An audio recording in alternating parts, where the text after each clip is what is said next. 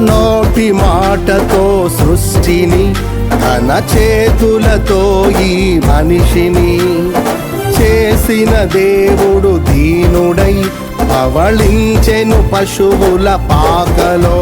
నీ చరిత్రను మార్చు దేవుడు తన మహిమనే నీకిచ్చెను.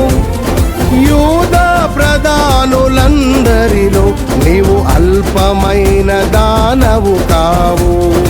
యూదా ప్రధానులందరిలో నీవు అల్పమైన దానవు కావు. స్తుతియో మహిమ ప్రభావము ఎల్లవేళల ప్రభుకే చెందును.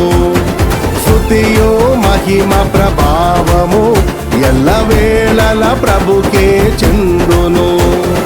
రక్షకుని జన్మస్థలమా యూదయ బెత్లెహేమా, ఆరాధనలకు ఆరంభమా, హృదయార్పణలకు నివాసమా.